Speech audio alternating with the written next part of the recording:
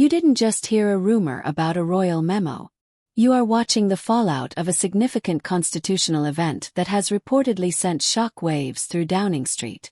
According to political insiders, a 12-page document was hand-delivered to the Prime Minister's office yesterday afternoon, triggering an immediate and frantic crisis meeting.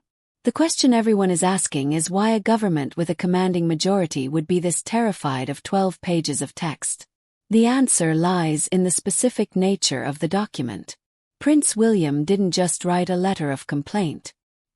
He has reportedly laid out 5 specific, legally detailed charges accusing the current administration of crossing the line from democratic authority into executive overreach.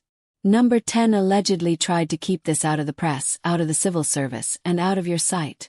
But the document has leaked, exposing a conflict that is not merely about the royal family, but about a government quietly attempting to rewrite the rules of the Constitution without asking the public first.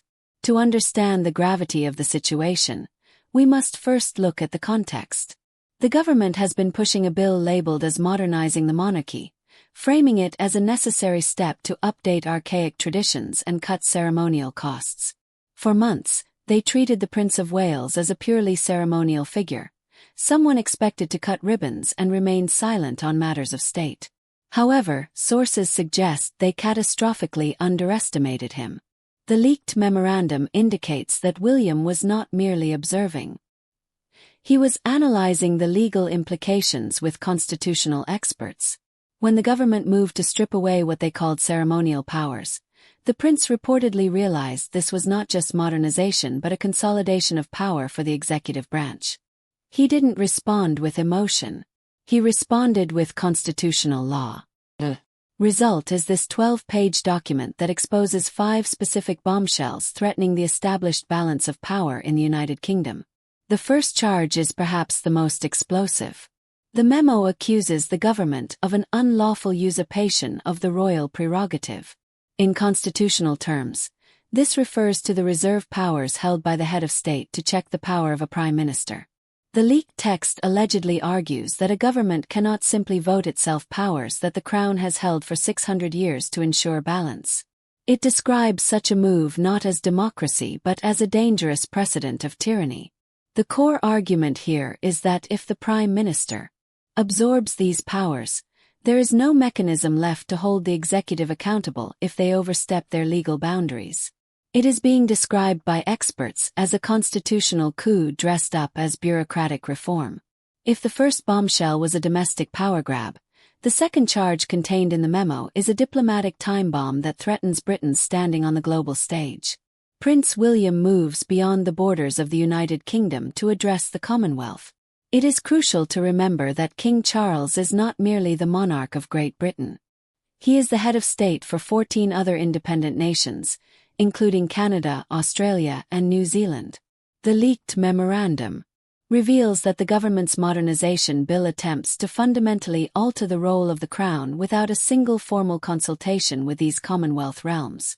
William reportedly describes this omission not as an oversight but as an act of arrogant negligence.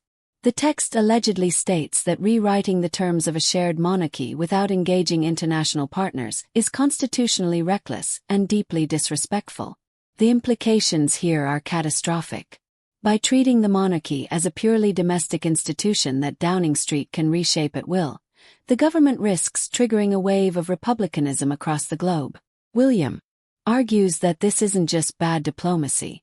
It is a violation of the solemn trust between the Crown and the Commonwealth realms. He is positioning himself not just as a British prince defending his heritage, but as a global statesman protecting an international alliance that the current administration seems willing to jeopardize for short-term political gain. Then we arrive at the third bombshell, a revelation that has reportedly sent a chill through Whitehall and caused panic among career officials. Hidden deep within the proposed legislation is what the memo refers to as a civil service purge clause.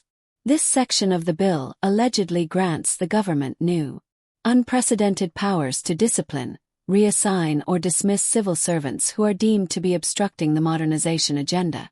To understand why this is terrifying, you have to understand how the British government works. The civil service swears allegiance to the Crown, not to the Prime Minister or a political party. This is the fail-safe that ensures the machinery of the state remains neutral and serves the country rather than the temporary whims of politicians. William's memo tears this clause apart with forensic precision. He argues that by attacking the link between the civil service and the Crown, the government is attempting to weaponize the bureaucracy.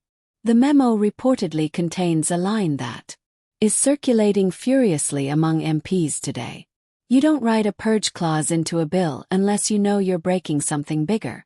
It suggests that the government anticipates resistance to their plans and is preemptively building a legal weapon to silence dissent from within. This is described in the document not as reform but as the hallmark of an illiberal state. William is shining a spotlight on a mechanism designed to turn neutral public servants into political enforcers. A move that would fundamentally alter the character of British governance. The fourth charge in the memorandum is arguably the most politically damaging because it strips away the government's moral authority to govern. Prince William attacks the very foundation of the legislation by exposing what the memo calls the mandate that never existed.